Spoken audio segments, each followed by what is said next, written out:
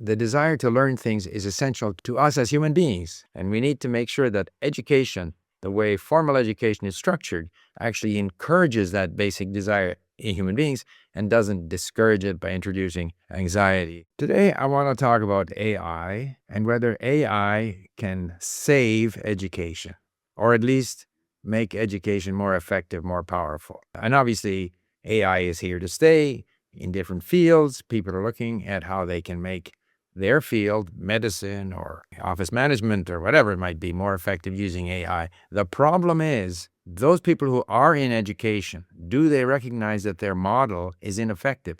And if they apply AI to a model that doesn't work very well, it's not going to make that model much more effective. And that's basically the subject of my video today. So I was listening to an audiobook and reading on my Kindle, an audiobook called The Most Beautiful History of Intelligence, La plus belle histoire de l'intelligence, by Stanislas Lehen, Yann Lecan, and I think it was Jacques Girardon. Stanislas Lehen is a person who writes about the brain and how the brain learns.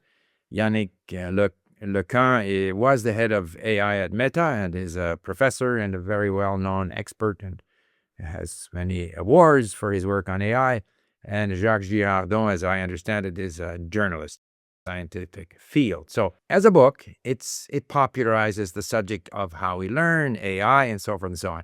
Even a book that is popularized and therefore perhaps a little superficial, I don't fully understand it, but it gets me going in the subject. And I may later read something that's easier or more difficult on the same subject, but I start to gain a bit of a hold on the subject.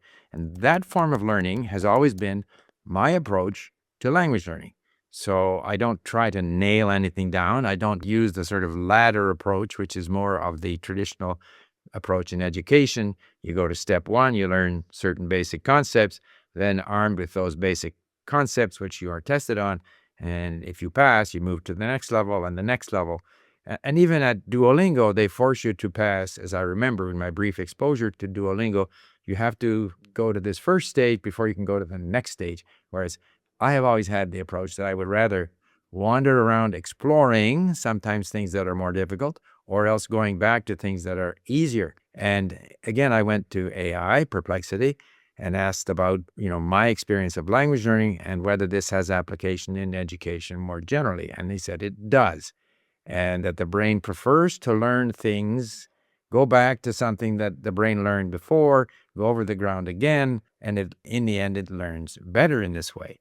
So my feeling is, as was the case with online learning, I saw online language instruction get going on YouTube and elsewhere, and yet a lot of what was offered was essentially the same old way of teaching languages, just online.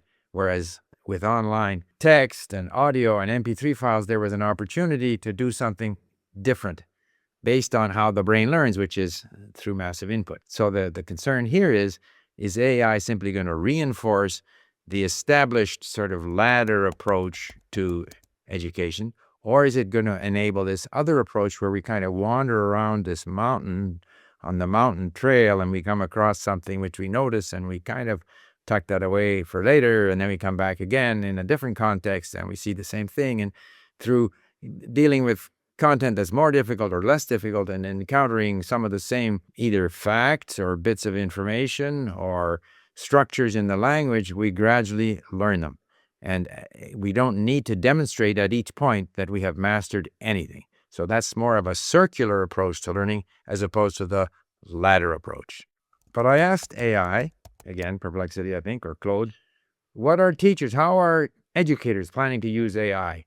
And as I kind of suspected, at least according to Perplexity, the education establishment is hoping to use AI to develop better quizzes, to improve their curriculum, but again, all based on the ladder vertical approach to education. I saw no evidence that they were planning to use AI in order to develop, for example, in math, in social science, not to mention language learning, different varieties, different formats of the same basic content so that learners can experiment with, let's say, a podcast or a video or a simpler version or a more difficult version of the same basic material that has to be learned. And if they were to explore in this way, they would come back to the same material again and have an easier time of understanding it, because they will then already have broken ground. They will already have some concept of what it's about. And that, rather than trying to sock something in, nail something down, master something, the assumption is I won't master anything. I'll just keep exploring. And at some point, more and more of the sediments of information will settle in my brain. Now, all of this sounds fine, and I've mentioned this before in my videos, my approach to learning things. And of course, the question I always get is, so what about testing? We need to test. Parents want tests. Educators want tests. How much has the student learned? Well, at least when it comes to language learning, I don't think that really matters, because, as I've said, in the Canadian school system, kids learning French in the English language school system are tested all the time, and at the end of their 10 years of learning French, they can't speak French. So the testing really doesn't prove much. But at some level, in other subjects, you do need to have some form of trying to evaluate what the learner knows.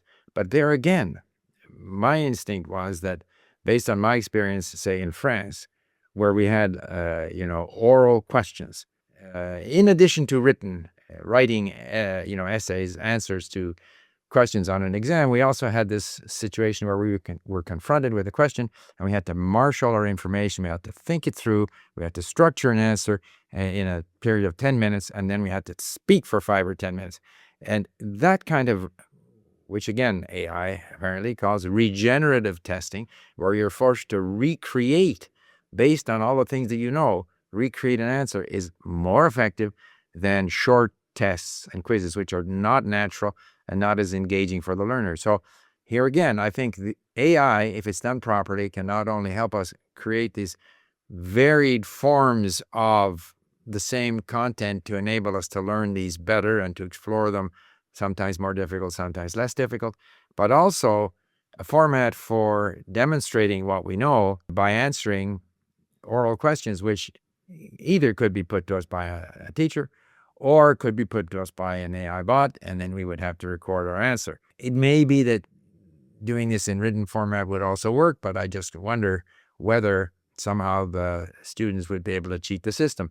Just as when we talk about creating different, sort of more superficial or easy or summaries of certain material to hopefully induce the learner then to have, or make it easier for the learner to study more difficult material. If the learner stops with the summary and never does the more difficult reading, that of course will be very detrimental to their education. And there's already evidence that in universities, students are using the sort of some AI summaries rather than doing the actual reading that's required. And the net result is that they do poorly on their exams. So I always feel if there's an opportunity for people to abuse a system, they will abuse a system. So it's very important that if we do use AI, either to generate a variety of content to help us do this sort of circular learning, as opposed to the traditional ladder vertical learning approach, but also if we use AI as a means of testing learners on what they know in language or in other subjects, it's very important that we make sure this cannot be abused in some way. Anyway, those are just some of my random thoughts on AI and education, and why I think this is an opportunity to rethink how education is structured and how AI could enable us to overcome certain bottlenecks that may have existed before and which made the sort of traditional approach to education the only way to go. Now, I think with AI, we have a number of other pathways we can pursue to make education more effective. And in that regard, one of the things that is pointed out in the Most Beautiful History of Intelligence by Duane and others is that the desire to learn things is essential to us as human beings. And there are rewards in the brain triggering dopamine responses, a whole bunch of reasons why education is a fundamental desire in human beings. And we need to make sure that education, the way formal education is structured, actually encourages that basic desire in human beings and doesn't discourage it by introducing anxiety or discouraging exploration. Thank you. I look forward to your comments.